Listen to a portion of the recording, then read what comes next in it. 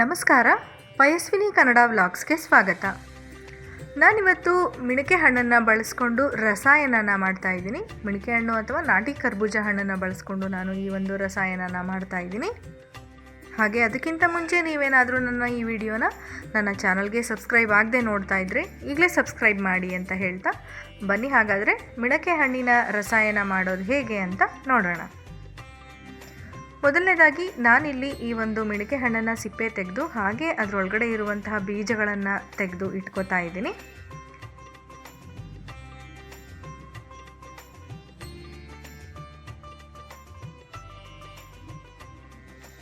ಬೀಜ ಎಲ್ಲ ತೆಗೆದಾದ್ಮೇಲೆ ನಾನು ಇಲ್ಲಿ ಈ ಹಣ್ಣನ್ನು ಕಟ್ ಮಾಡಿ ಇಟ್ಕೋತಾ ಇದ್ದೀನಿ.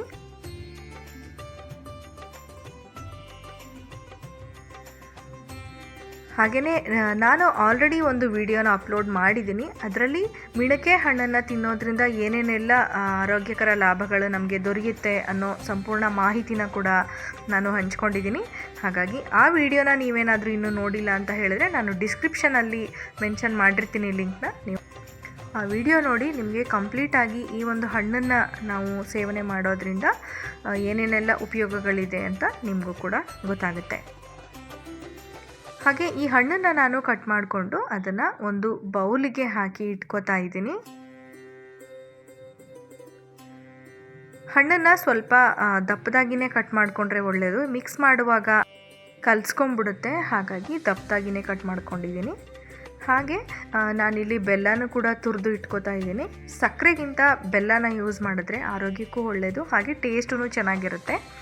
ಹಾಗಾಗಿ ನಾನು ಬೆಲ್ಲ ತುರಿದಿಟ್ಕೊಂಡಿದ್ದೀನಿ. ಹಾಗೆ ಅದ್ರ ಜೊತೆಗೆ ನಾನಿಲ್ಲಿ ದ್ರಾಕ್ಷಿ, ಗೋಡಂಬಿ ಮತ್ತು ಬಾದಾಮಿನ ಕೂಡ ನಾನು ಚಾಪ್ ಮಾಡಿ ಕಟ್ ಮಾಡಿ ಇಟ್ಕೊಂಡಿದ್ದೀನಿ. ಈಗ ನಾನಿಲ್ಲಿ ಸ್ವಲ್ಪ ಕೊಬ್ಬರಿನೂ ಕೂಡ ತುರ್ಕೋತಾ ಇದ್ದೀನಿ.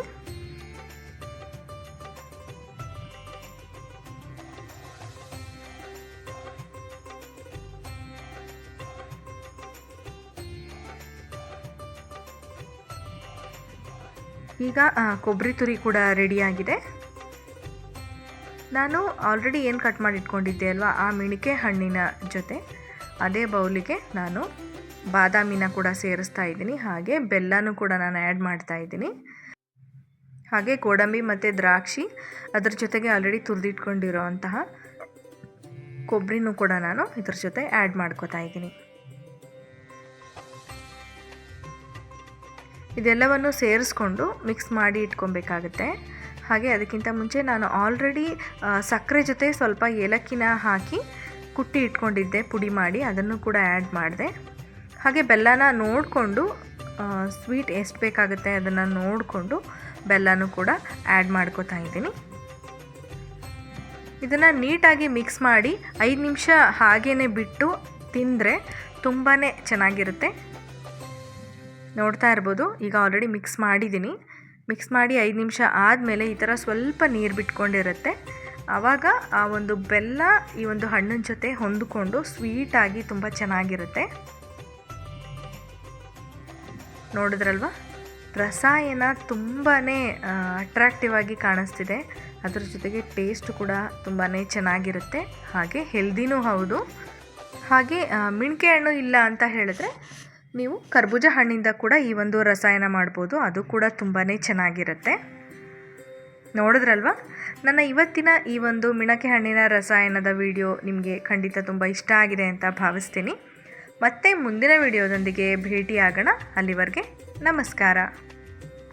ಈ ವಿಡಿಯೋ ಇಷ್ಟ ಆಗಿದೆ ಅಲ್ವಾ? ಹಾಗಾದರೆ ತಡ ಯಾಕೆ? ಲೈಕ್ ಮಾಡಿ, ಸಬ್ಸ್ಕ್ರೈಬ್ ಮಾಡಿ, ಶೇರ್ ಮಾಡಿ, ಬೆಲ್ ಬಟನ್ ಕ್ಲಿಕ್ ಮಾಡಿ, ಆಲ್ ನೋಟಿಫಿಕೇಷನ್ ಆಪ್ಷನ್ ಸೆಲೆಕ್ಟ್ ಮಾಡಿ.